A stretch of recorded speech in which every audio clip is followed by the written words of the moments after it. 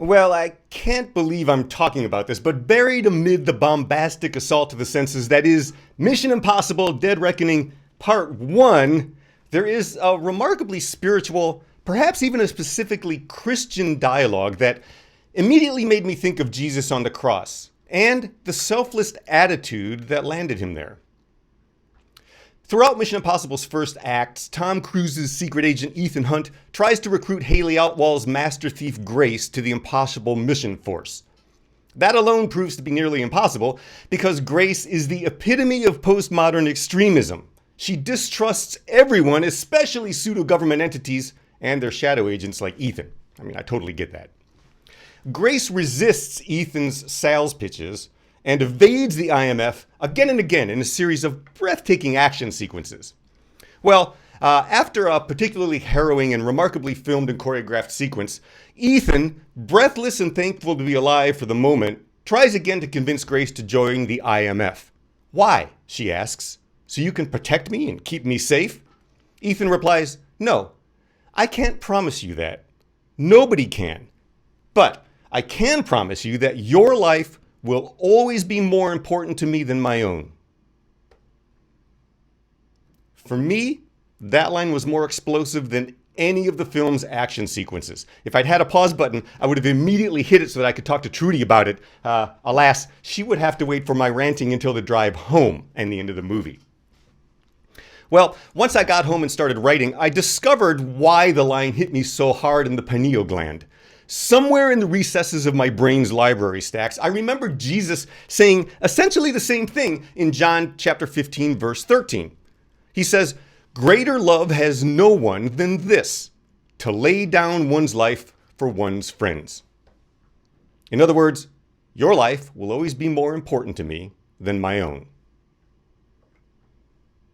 That's why Jesus goes to the cross, instead of taking up arms or asking his followers to revolt in what would have assuredly been a bloodbath, and actually was about 40 years later. Your life is more important than mine. Jesus would never call his followers to arms because Jesus values their lives, all lives, too much. Jesus is not a king or an emperor willing to sacrifice millions of innocent souls to win a new territory or maintain a stronghold. He will not fight to restore the kingdom of Israel because kingdoms have no meaning for Jesus. He preaches specifically against that kind of imperialist thinking, against the emperors wielding murderous power, and even against the people following and supporting the empire because they haven't awakened enough to realize that the people, not the emperor, hold all the power. Don't die for the emperor, Jesus proclaims. Live for each other. Live for God. And when the empire comes for you, as it did for me, die for peace instead of fighting for power. It's an astoundingly radical thought.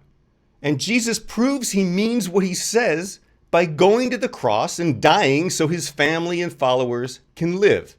No, not merely live, but actually become living examples of what it means to follow Jesus, internalizing his thoughts, his attitudes, and his actions, all deriving from God's infinite and infinitely accessible compassion and grace. Jesus dies so his followers can live, so we can experience some sense of oneness with God and all being, so we can be kingdom creators and, like Jesus, be God's incarnate love in the world. Not merely human, born as slaves to sin and whoever lies about saving us from it, but fully human, perfectly capable of achieving a Jesus-like awareness of the eternal lightness of being. Jesus' most radical, revolutionary action is loving others so intensely as to give his life for them willingly. I'm more than a little embarrassed that Tom Cruise had to remind me of that. But I think that's partly because the sentiment that your life will always be more important to me than my own isn't mainstream Christian teaching, which is truly bizarre because from the beginning, Paul echoes this idea in his new churches. In his letter to the Philippians, a church he dearly loved and which by all accounts was doing everything right, Paul still urges the congregation to value the needs of the community above individual concerns.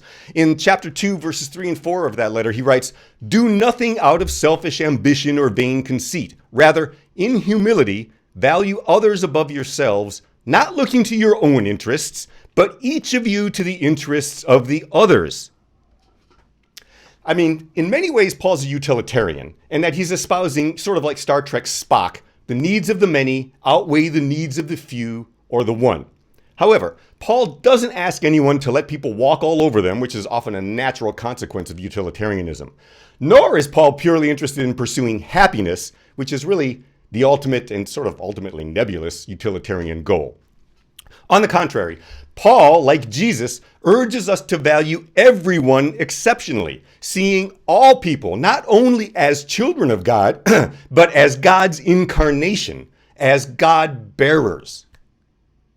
That recognition is the ultimate fulfillment of love your neighbor as yourself, and it helps us understand that we are all God-bearing beings. All of us, no exceptions.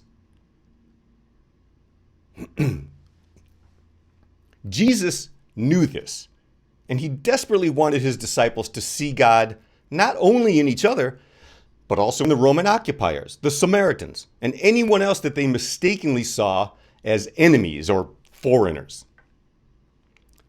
I think some of Jesus' earliest followers did live into his understanding of laying down our lives for our friends, especially in the early days recounted in the book of Acts, when people were gathering in their homes. There were no rules from a bishop or a pope or even anything like ordained clergy.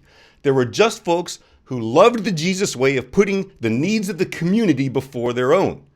Ordinary people like you and me who wanted to create a world much more reflective of the unconditional love of God they all experienced freely pouring out of Jesus' soul. And now, from theirs too. It was dangerous to follow Jesus, though. I mean, after all, the empire killed him as a rebel, and his followers were also considered revolutionaries. They had to be extremely careful when they gathered. I believe they truly understood the greater love of living for each other. Jesus went to the cross as willingly as he could muster because he loved being human so much that, I believe, he wants us to love being human too. And that's challenging, especially for those of us who claim to be followers of the Jesus way, doing our best to put into action his ultimate message about life. Your life will always be more important to me than my own. I'd love to see what a world looks like when we all adopt that more selfless attitude. May we make it so. Amen.